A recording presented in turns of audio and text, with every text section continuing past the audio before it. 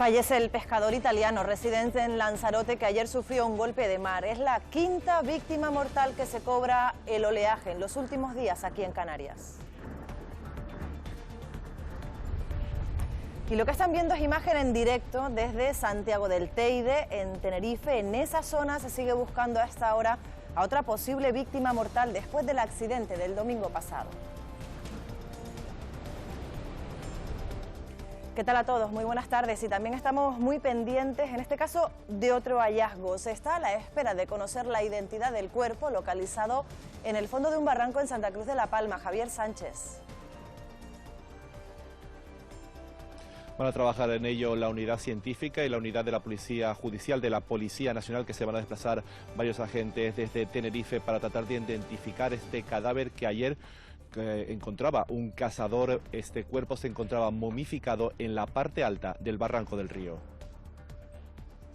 Y el acceso a la vivienda sigue siendo uno de los principales problemas de la ciudadanía. El presidente de Canarias ha pedido hoy más recursos al Estado. Creemos que si los superávit de las corporaciones locales de España, en el caso de Canarias, cabildos y ayuntamientos, pudiese ser utilizado en la construcción de viviendas, podríamos dar un salto notable en la construcción de vivienda en Canarias. Y precisamente para cubrir los impagos del alquiler de viviendas, el Consejo de Ministros ha aprobado hoy un aval. La medida está limitada a aquellos que firmen un contrato con menores de 35 años o personas vulnerables y se une a los seguros privados cuya demanda ha crecido en los últimos 5 años. La gran mayoría de pólizas lo que nos cubre es, por una parte, la parte de la renta que no nos pague el inquilino, suele ser como en un máximo de 1 año y suele tener un periodo de carencia. Primera de las jornadas de huelga de los médicos en toda España reclama más regulación en su profesión y un estatuto propio y bien diferenciado.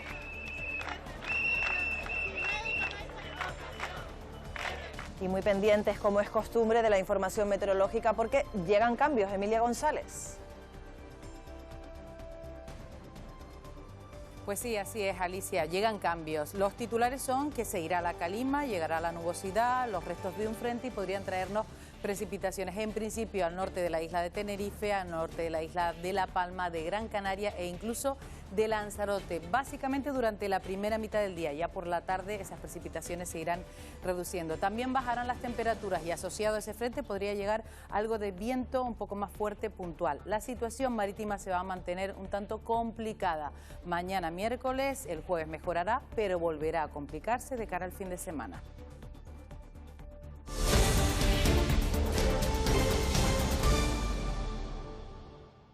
Comenzamos con esa noticia de última hora, la localización de un cadáver en el fondo de un barranco en Santa Cruz de la Palma. ¿Qué más datos se conocen, Javier? Cuéntanos. Pues el hallazgo lo realizó un cazador en la noche de este lunes, que avisó a las autoridades a encontrarse este cuerpo momificado en el barranco de los Pajaritos, un ramal en la zona alta del más conocido como Barranco del Río, que cruza Santa Cruz de la Palma a través del barrio de Beloco, en un lugar tremendamente recóndito, donde además la población, cualquier atisbo de vida queda muy lejano. Hasta ese punto se encontró este cadáver, está custodiado por la Policía Nacional a la espera de que lleguen los efectivos de Tenerife, de la unidad judicial y de la unidad de investigación.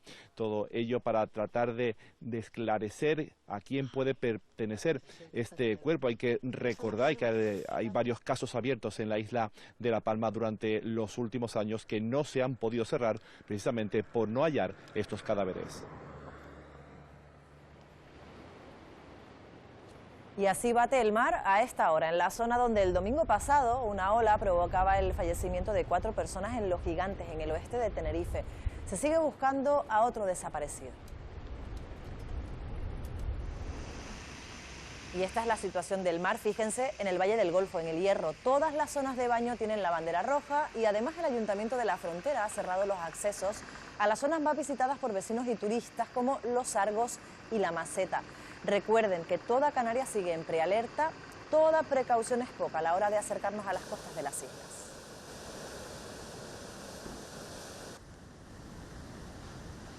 El mar se cobra una nueva vida. Es un joven pescador que este lunes ingresó en estado crítico en el hospital de Lanzarote. El joven no superó la parada cardiorrespiratoria que sufrió después de ser arrastrado por las olas.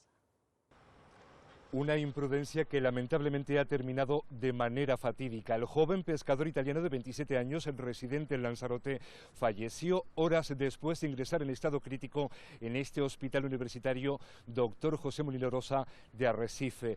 Poco antes de las 4 de la tarde, el joven fue rescatado por un helicóptero tras ser arrastrado por un golpe de mar cuando pescaba en Los Charcones, una zona conocida por su peligrosidad y por el oleaje que en días de mala mar bate y rompe con fuerza en las rocas de ese litoral costero. El otro pescador afectado pudo salir del mar por sus propios medios. Venía bastante crítico, que entró de nuevo en parada y no le pudieron salvar la vida. Y otra desgracia, es el 10ª persona que fallece lo que va de año. Estamos la misma cifra que el año pasado, son cifras bastante altas para ir a Lanzarote y La Graciosa, y tenemos que acometer medidas, sobre todo en esa zona, de la cantidad de imprudencias humanas que se hacen.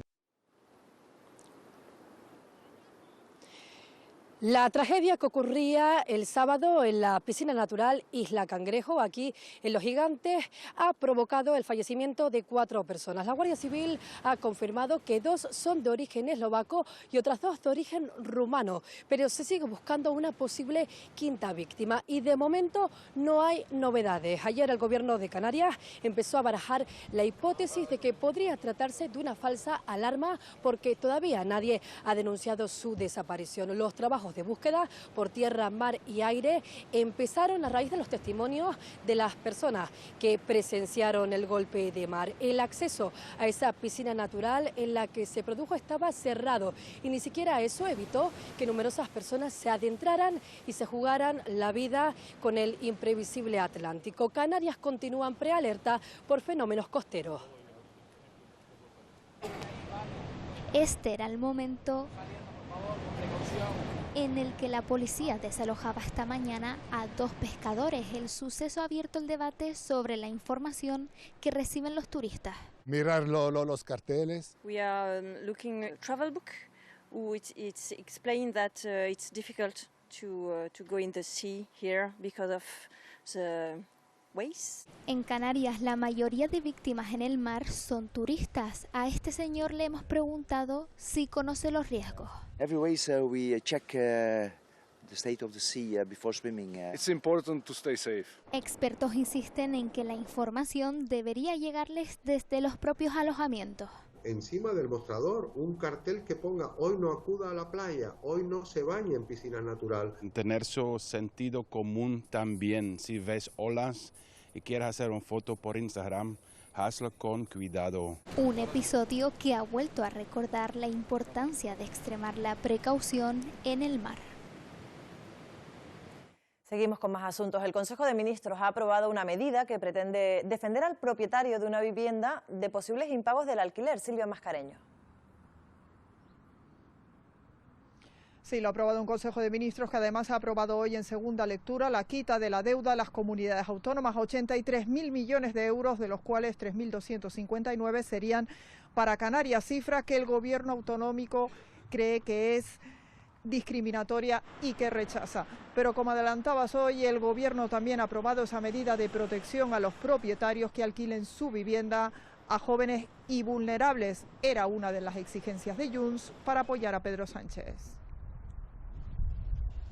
Va dirigido a contratos de alquiler de menores de 35 años o personas vulnerables con rentas que no superen el índice estatal de referencia y que hayan depositado la fianza legal obligatoria. Las compensaciones, además, se dirigirán a cubrir el impago de rentas de alquiler, así como otros posibles costes. Un decreto destinado a que los contratos de alquileres sean más seguros para los propietarios. Nacho, ¿cómo funciona ese decreto y quiénes pueden acogerse a él? Hay que cumplir varios requisitos, Alicia. Vamos a verlos, si te parece. En primer lugar, los arrendadores deberán firmar un contrato con menores de 35 años o personas vulnerables. Tendrán que cobrar una renta del alquiler que no supere el índice estatal de referencia y habrá que depositar la fianza legal obligatoria del contrato de alquiler. En el caso de encontrarse la vivienda en zona tensionada se añadirían más requisitos aún, pero por el momento Canarias no cuenta con ningún municipio con zona tensionada declarada. Según el Gobierno de Canarias, quien único lo ha solicitado formalmente es Las Palmas de Gran Canaria, Adeje en Tenerife, Mazo en La Palma afirman también haberla solicitado, y aunque no hayan iniciado el trámite, los municipios tinerfeños de Granadilla de Abona, La Orotava y La Laguna y el de Tías en Lanzarote sí han aprobado en pleno iniciar esa solicitud. La capital Gran Canaria acusa al gobierno regional de retrasar intencionadamente el procedimiento. Llevamos con esta petición desde el 2024. Vamos a llegar 2026 sin ni siquiera iniciar el expediente. Yo creo que el gobierno de Canarias lo está evitando. Y lo que quiere hacer es después, pues, que el reloj se le ponga en hora. No quiere, y lo retrasa y lo retrasa. Al margen de estas medidas, la demanda de seguros que cubren el impago de alquileres se ha incrementado en los últimos 5 años, un producto que suele cubrir las cuotas durante un máximo de un año, tiempo en el que se estipula que se resolvería judicialmente el contrato con el inquilino. Los propietarios que más contratan esta opción son aquellos que mantienen deudas sobre la vivienda que alquilan. Tienen que cumplir con una serie de gastos y lo que no quieren es verse con ese gasto sin que tengan una entrada de dinero y sobre todo que se dilate en el tiempo. La gran mayoría de pólizas lo que nos cubre es, por una parte, la parte de la renta que no nos pague el inquilino. Suele ser como en un máximo de un año y suele tener un periodo de carencia. En los primeros meses. Estos productos también incluyen el proceso legal. Para iniciar la reclamación, intentar poner a la persona fuera, ¿no? en la calle, ¿no? Estos seguros también se están adaptando a las nuevas modalidades de alquiler de corta duración como el modelo vacacional. La vivienda vacacional, que no se rige por la LAU, por la Ley de Arrendamientos Urbanos, tiene su propio seguro. O sea, se ha tenido que adaptar las compañías y la gente se interesa más por hacer el específico para esa tipología de vivienda. Este experto advierte igualmente que el mejor seguro es el filtro previo del inquilino. Si tienes un inquilino que ya lleva años o un inquilino que lo ves, que tiene unas buenas nóminas, que te lo han referido de una manera buena, a lo mejor no tienes necesidad de hacer esta póliza. Adeje es el municipio tinerfeño con las viviendas más caras. Son datos del Consejo General del Notariado. Allí el precio por metro cuadrado es de 4.127 euros. Eso implica que una vivienda de 90 metros cuadrados superaría los 371.000 euros. Ese precio del suelo es el doble que en la capital. De hecho, Santa Cruz de Tenerife es el 10º municipio más caro de la isla. Comprar es imposible, o sea, se están poniendo las cosas por más de 200.000 euros, por ese dinero tienes un estudio. Y lo que ganan de sueldo no le llega para pagar una vivienda, la solución pues hacer viviendas sociales. Uy, para comprar menos que menos. No sé para comprar, ¿verdad? No sé, pero sé que los alquileres están por las nubes. Poca vivienda y muy cara y poco dinero para los que trabajan. Hay gente que tiene que trabajar en 2 sitios, hay gente que no tiene trabajo. Por cierto, que mañana acaba el plazo para que las personas que viven en este hotel de manera ilegal lo abandonen. Se trata del Callao Sport en Adeje, donde varias personas viven pagando alquileres a mafias. Los propietarios del inmueble acudieron a la justicia que les dio la razón. Hoy hemos visto a la policía recordando ese plazo.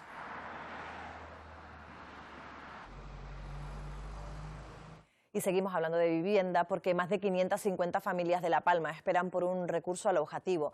Gobierno de Canarias y Cabildo tienen en marcha varias actuaciones para poner solución a una problemática que se vio incrementada tras la erupción volcánica.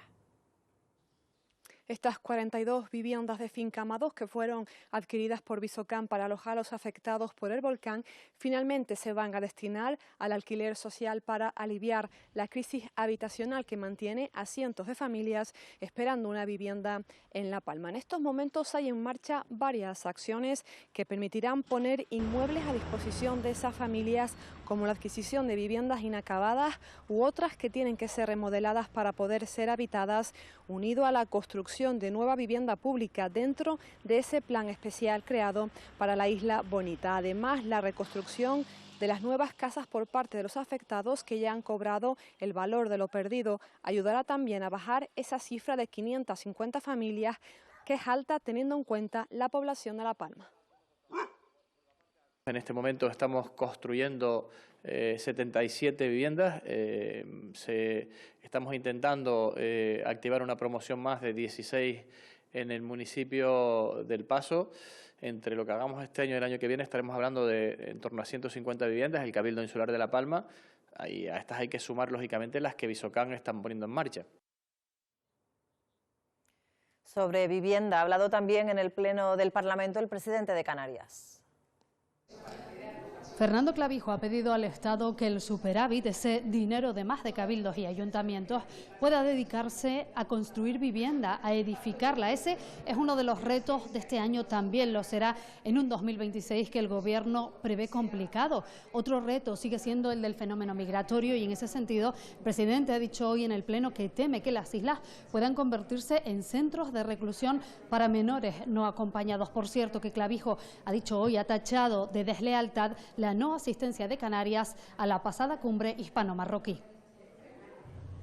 El ligero repunte en la llegada de cayucos de las últimas semanas ha vuelto a llevar la migración al debate en el Pleno. El Estado tiene que derivar a los menores en 15 días. Sin embargo, en estos últimos 15 días han llegado más de 250 menores a Canarias y tan solo han aceptado a medio centenar. No estamos satisfechos. Las noticias que nos vienen del seno de la Unión Europea es precisamente que van en las tesis de que los territorios fronterizos nos convirtamos, de hecho, en centros de reclusión de menores y de extranjeros. Eso sí puede ser un grave problema para Canarias. Un menor que llega a una patera, que sus padres han fallecido, la Restinga, con 7 o 8 años inmediatamente lo deportamos.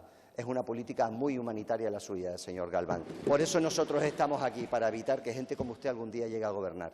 ¿Qué pasa con esos padres que vienen a visitar a sus niños, los dejan aquí y se van? ¿Lo tiene controlado el Gobierno de Canarias? Pregúntele al Ministerio de Interior. Es que nosotros, usted tiene una empanada mental, nosotros no tenemos competencia. Tiempo también para hablar de cómo mejorar el acceso a la vivienda en Canarias. Todo inmigrante que entre de manera ilegal a nuestra tierra tiene que ser inmediatamente deportado. ¿Qué opinión le merece al Gobierno de Canarias que el Estado nos haya dado la razón en cuanto a utilizar el superávit para inversiones financieramente sostenibles? Creemos que si los superávit de las corporaciones locales de España, y en el caso de Canarias, cabildos y ayuntamientos, pudiese ser utilizado en la construcción de vivienda, podríamos dar un salto notable en la construcción de vivienda en Canarias, que es vivienda para los canarios. El presupuesto de las universidades públicas en Canarias subió este año el 2,83%. ¿Sabe cuánto sube la presidencia del Gobierno?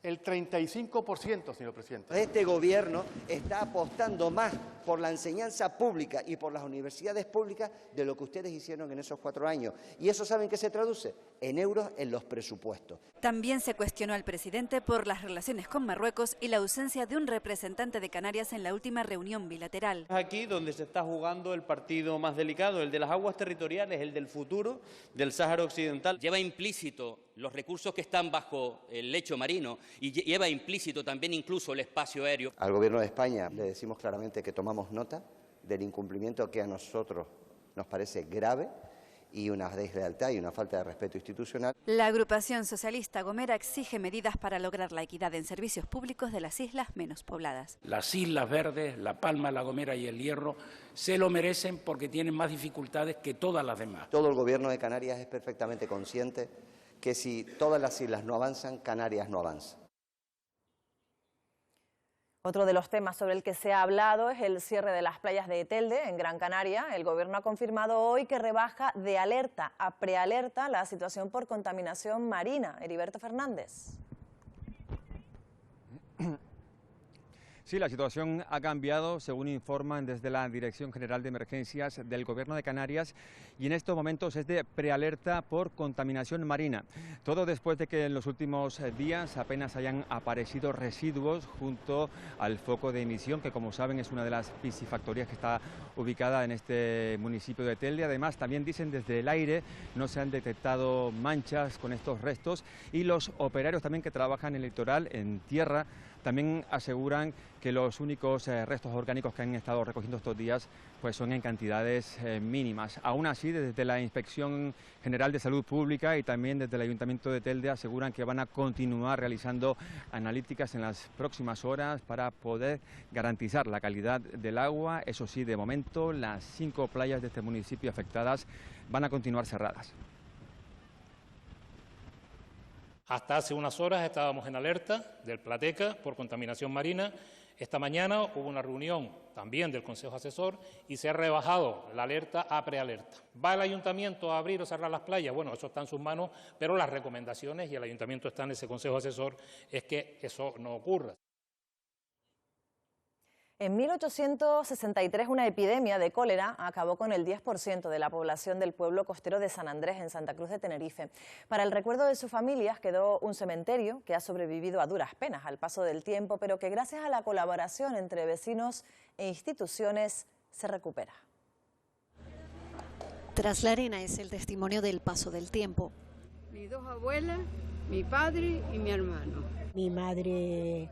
y veníamos nosotros con ella, pequeños y todo, de noche. Después de unos trámites burocráticos de 3 permisos, después de 1 año y medio, se hizo una asamblea antes de eso, el 1 de noviembre de 2023, y en junio de este año al fin comenzaron las obras. Y hoy, pues mira, para nosotros es un éxito, un premio y un sueño hecho realidad. Termina la primera fase de un compromiso que ha hecho posible recuperar parte de la memoria de la capital tinerfeña. La segunda fase va a ser, y yo creo que todavía más importante, porque vamos a intentar documentar a todos los que están aquí enterrados, ¿no? Y la respuesta, el entorno, la colaboración de los vecinos es clave. Pagar esa deuda histórica y sobre todo de justicia social con el municipio, con Santa Cruz y sobre todo con el pueblo de San Andrés. Encontraba con personas que tienen aquí a toda su familia y que por fin han visto que se honra la memoria de muchísimas personas que hicieron mucho por el pueblo de San Andrés. El Ayuntamiento de Santa Cruz de Tenerife se encargará ahora del mantenimiento del Camposanto. En El Hierro se está a la espera de la modificación del proyecto de rehabilitación de la zona de baño de La Maseta. Un cambio que afecta a varias zonas y a los plazos de ejecución. Se ha reconsiderado la programación inicial para reajustar el presupuesto, utilizando ahora materiales de mejor calidad que no se vean afectados por el sol o el salitre. El plazo estaba establecido, el último plazo que se había dado era hasta el pasado 20 de noviembre. Ese plazo se ha paralizado en tanto en cuanto pues no se había llegado a un acuerdo para poder continuar pues con unos precios y con unos materiales. Esperamos en los próximos días ya pues cerrar ese documento definitivo que nos permita pues reactivar el plazo de ejecución y continuar con esta obra. Puertos Canarios ha comunicado a la cementera del Pajar que antes del mes de mayo debe presentar un plan de desmantelamiento de las instalaciones. A partir de ese momento la empresa tendría el plazo de otros 6 meses para ejecutar ese plan y dejar libre ese espacio del muelle de Santa Águeda en el sur de Gran Canaria. El gobierno entiende que la concesión para ocupar el muelle ya ha terminado, mientras que la empresa ha recurrido esta decisión en los tribunales. ¿Por qué? Porque la materia prima entra por aquí.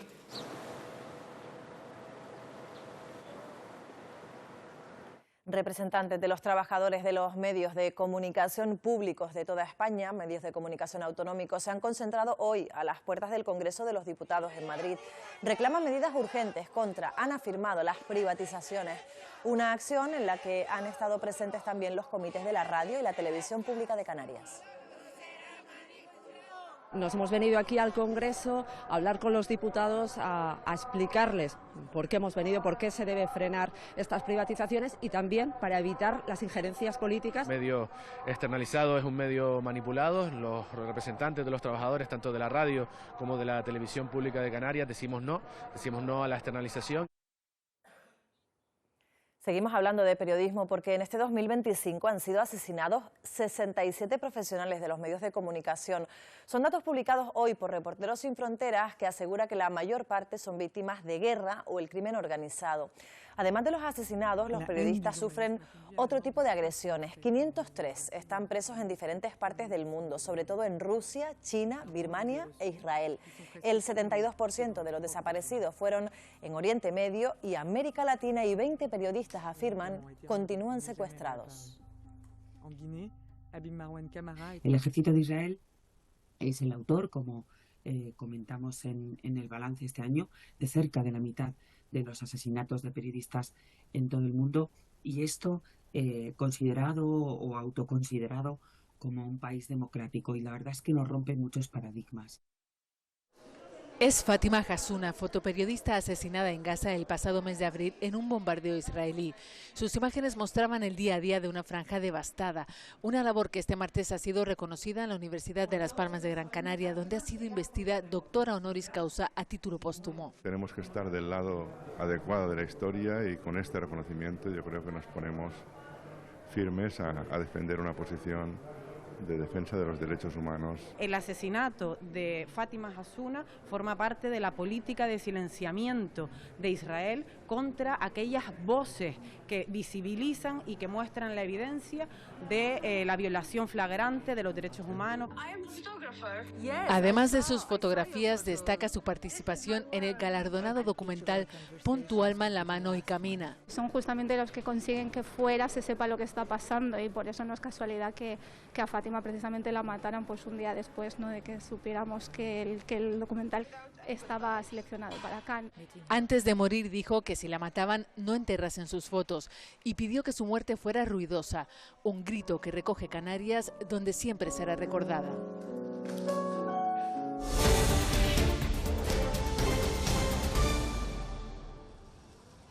El Tribunal Supremo ha hecho pública hoy la sentencia que condena al ya ex fiscal general del Estado. La Sala considera probado que Álvaro García Ortiz o una persona de su entorno con su conocimiento filtró a los medios de comunicación el correo electrónico que recogía que el novio de Isabel Díaz Ayuso reconocía el fraude fiscal y pedía una negociación.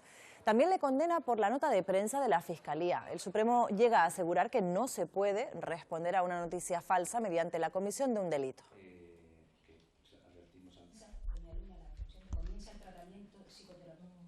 Médicos de todo el país han salido este martes a la calle para reivindicar un estatuto marco del Ministerio de Sanidad que reconozca sus particularidades. Demandan una recategorización profesional, que se regulen las jornadas laborales a 35 horas reales o que se califiquen las jornadas de guardias como actividad extraordinaria. Miles de médicos inician 4 días de su tercera huelga del año. En Canarias, ese seguimiento ha sido de casi un 19%, con más de 700 profesionales del colectivo en la calle. ¡Estatuto propio! Entre las principales reivindicaciones, una regulación de la jornada laboral o una mejora en la remuneración. La recategorización profesional, lo que es la jornada ordinaria y extraordinaria, lo que ellos llaman jornada complementaria, que sea horas extras y computen como servicio prestado y para la jubilación, y que se hagan ofertas de empleo anuales y se resuelvan para fidelizar y captar cuanto antes a los especialistas. Aseguran que la situación que viven repercute directamente en los pacientes. La atención que hacemos a la población en circunstancias normales no es la más adecuada, y eso se representa en las listas de esperas que hay para tener su consulta en el médico de familia y en las listas de espera, tanto en consultas externas de los hospitales como quirúrgicas. Desde el Ministerio se señala que se ha llevado a cabo un exhaustivo esfuerzo de diálogo. En diálogo y en profundización en la mejora de ese texto, creo que nadie nos puede decir que no hayamos incorporado todas y cada una de las reivindicaciones que entran dentro del marco competencial. Los paros continuarán hasta el próximo 12 de diciembre. El Colegio de Farmacéuticos de Las Palmas recuerda que desde las oficinas de farmacia se pueden hacer más para descongestionar la sanidad pública, como por ejemplo vacunar. Así lo ha reconocido hoy su presidenta, Loreto Gómez, tras el acto de presentación del libro que recoge los 100 años de historia del colegio. Un libro escrito por el cronista oficial de Las Palmas de Gran Canaria, por Juan José Laforet. El sistema sanitario está colapsado. En las farmacias se pueden hacer más cosas. En otros países se vacuna en las farmacias. Por ejemplo, y las tasas de vacunación de la gripe, allí donde en alguna comunidad autónoma se hace, y en otros países en Europa, pues las tasas de vacunación, por ejemplo, de la gripe son mucho más elevadas. Hablar de sexo en casa con nuestros hijos e hijas sigue siendo tabú. 4 de cada 10 familias, Nacho, evitan la educación sexual. Así lo refleja un estudio del Centro Reina Sofía. Alicia, vamos a verlo. Un 15% de los padres reconoce que no habla jamás de educación sexual con sus hijos e hijas, y un 25% afirma que como mucho lo ha hecho una sola vez. ¿Por qué no se tienen estas conversaciones? Pues un 37% de los padres pospone esas charlas por la vergüenza que puedan sentir el menor, casi el 30% porque considera que son muy jóvenes aún para hablar de sexo, y el 21% desconoce los contenidos adecuados para la edad de sus hijos. La educación sexual es un tema fundamental en la crianza de los hijos. Sin embargo, muchas familias se sienten incómodas o inseguras al abordar esta conversación. Antes empecemos mejor y además de una manera muy natural, que no nos vean vergonzosos, nerviosos, porque es verdad que si ellos captan que esto es un tema tabú, no nos van a preguntar más. El que se haya adelantado el consumo de pornografía entre menores aumenta las conductas sexuales de riesgo. Se está perdiendo la parte emocional, están viendo cosas agresivas y al final es algo que tenemos que dejarles claro que es ficción, que no es la realidad.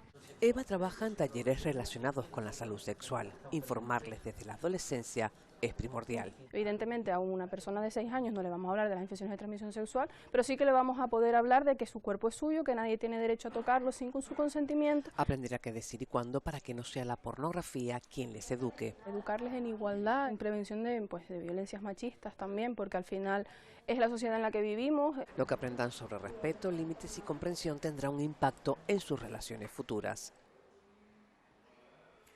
Un hombre acusado de agresión sexual a una menor trans ha quedado en libertad provisional después de la celebración del juicio en Santa Cruz de Tenerife. El acusado se enfrenta a 14 años de cárcel por una supuesta agresión a la chica que estaba tutelada por el Gobierno de Canarias y en situación de desamparo. Los hechos supuestamente ocurrieron en el puerto de La Cruz en 2022, cuando la menor, según ha reconocido, se prostituía. Desde entonces, el supuesto agresor de 45 años estaba en prisión preventiva y hoy ha salido a la calle. A lo largo de la vista, varias de las amigas de la víctima y testigos de los supuestos hechos incurrieron en contradicciones. La víctima sostiene que se sintió presionada. La defensa del acusado pide la libre absolución e insiste en que la víctima ni su propio tutor legal presentaron denuncia. Y la amenazó con la navaja, le llegó a decir que si no le hacía la felación... Me dijo, cuando me sacó la navaja me dijo, si no vamos a poder sacar las mujeres, si no vamos a estudiar conmigo, la conozco de vista en general nada más. Está ya quedó claro. O sea que no hubo nada de esto, no hubo ningún contacto sexual, ni la obligó, ni le sacó una navaja, ni nada. Yo no tenía sexo con esa chica, ni navaja, nada. Señora, no pregunta. Más de 500 alumnos de una veintena de institutos de Canarias participarán a partir de enero en la fase regional de la Ciberliga Nacional de la Guardia Civil. El objetivo es lograr que los adolescentes se protejan ante las amenazas del ciberespacio. Cómo detectar un perfil falso en una red social, cómo denunciar acoso en Internet o cómo evitar compartir datos personales o imágenes íntimas en el ciberespacio. La Guardia Civil explicará las claves a más de 500 alumnos de cuarto de la ESO que después competirán en la fase regional de la Ciberliga. Contar historias en el mundo del ciberespacio a gente desconocida no se me debe ocurrir, porque luego me voy a arrepentir. Datos personales, fotos comprometidas, que casualmente yo confianza se lo digo, un secreto. Y es sacar captura e informar directamente a los padres y llegar a la Guardia Civil e informar y denunciar. Pero si fueras, por ejemplo, una persona de internet que yo no puedo ver todavía, no te daría mi dirección, mi nombre entero, por ejemplo. Si tienes pocos seguidores, por las fotos de que tú sueles sacar capturas, lo buscas a ver si es una cuenta falsa y si lo es, pues bloquea. Quienes enseñan las herramientas son agentes que conocen e incluso han detenido a esos ciberdelincuentes que, por ejemplo, se hacen pasar por menores para acosar a los adolescentes. Acercar a los jóvenes la historia de la dictadura es lo que se busca con el proyecto Cultura es Libertad. Estudiantes de 2 institutos de Tenerife y de la Universidad de La Laguna han entrevistado a 12 personajes de la cultura canaria, músicos, cineastas y escritores que han compartido sus vivencias durante la dictadura franquista y la transición. Todos los jueves se van a publicar las entrevistas en la web de la Delegación del Gobierno en Canarias. Figuras como el Cid Alonso, como Juan Cruz, periodista, como Mercedes Pérez Suárez, que ha contado su experiencia vital en esa dictadura y lo que ha significado estos años de crecimiento democrático. Es una forma de acercarnos también a los jóvenes a su visión de este mundo y ellos tienen que mejorarlo. Solo una marca podrá vender donuts, al menos con ese nombre. La empresa ha ganado la batalla en los tribunales y solo se le permite a ella usar esa palabra con fines comerciales. En La Gomera es uno de los productos más habituales en las dulcerías. Ahora allí van a tener que plantearse con qué término lo deben vender. ¿Esto qué es? Un donut. Y lo llaman así siempre, ¿verdad? Un donut. De toda la vida. Un donut. Un donut. Parece obvio, ¿verdad? Muy obvio que es un donut, ¿no? Y debería llamarse así en cualquier lugar. Pues ojo, a partir de ahora esto no podrá llamarse realmente donut, según una reciente sentencia del Tribunal Supremo. Lo que indica es que no se podrá utilizar la palabra donut con fines comerciales, una marca que desde el año 62 lleva registrada a día de hoy en manos de Bimbo. A ver, la palabra donut aparece ya en el diccionario, eso sí, en minúscula y con tilde. ¿Así sí se puede usar comercialmente o no? Bueno, el tema de la ortografía es muy matizable. Realmente yo estoy pensando en una publicidad en radio. Ahí la radio no entiende de mayúsculas ni entiende de tildes. En La Gomera son muy habituales en las dulcerías. En esta habrá que corregir la palabra. En esta habría que analizar si también. Mi consejo sería no utilizar la palabra donut como tal, si no es como un complemento. ¿Por qué no llamarle berlina columbina? En la calle, con o sin sentencia, va a seguir siendo don. Deliciosísimo. ¿Me lo va a regalar? El Cabildo del Hierro adjudica el contrato para el suministro, la mejora y la actualización de los servidores, sistemas de almacenamiento y dispositivos de la red informática. Un contrato que supera los 160.000 euros. El Ayuntamiento de Los Llanos de Aridane pone en marcha un nuevo servicio de ayuda a domicilio durante los fines de semana. La labor del auxiliar se centra en ofrecer acompañamiento continuo, supervisión y apoyo en tareas cotidianas a los usuarios, además de la prevención de situaciones de soledad no deseada. buena noticia. Eso es lo que significa la palabra gospel. La música espiritual afroamericana llegará también esta semana a La Gomera. El Festival de Gospel de Canarias trae a la isla uno de los grupos más influyentes de Europa de este género. El Auditorio Insular va a acoger este viernes 12 la actuación de Volney Morgan a New G.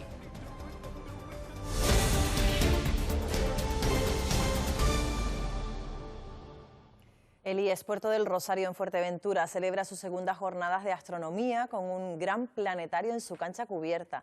Las jornadas pretenden concienciar al alumnado de la importancia de cuidar los cielos y luchar contra la contaminación lumínica, sobre todo ahora que la isla ha renovado su condición de reserva Starlight.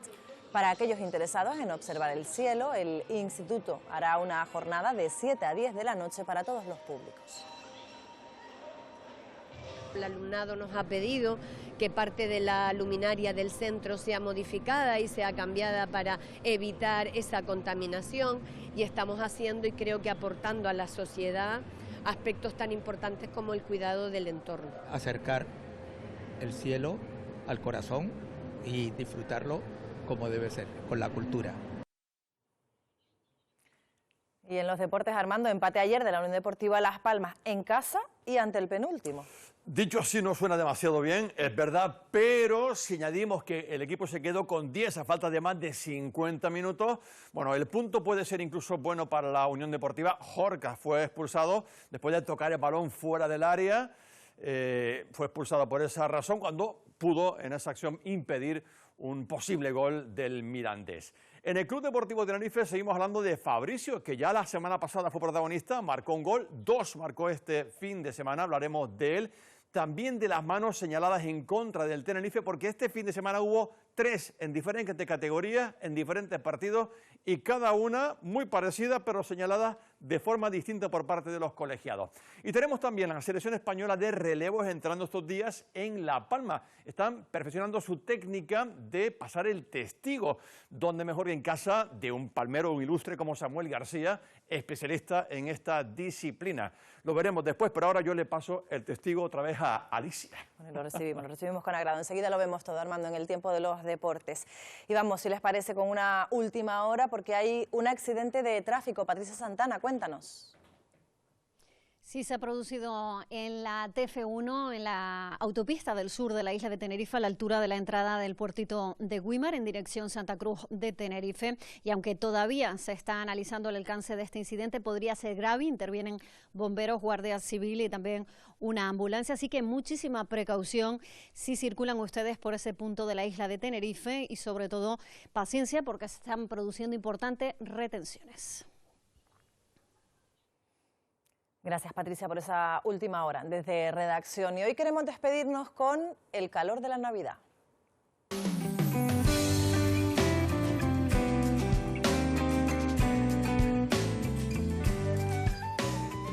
el título del villancico con el que Radio Televisión Canaria quiere felicitarles las fiestas. Se estrenó anoche en el programa Una Hora Menos y en él participan muchas de las personas que les acompañamos diariamente en la tele y también en la radio. Esta es mi Navidad en la tierra de los faros. Con el villancico de la tele y la radio nos marchamos. Ya saben que enseguida llega la información del tiempo y luego los deportes. Más información a las 8:30 en el TN2. Que pasen una feliz tarde.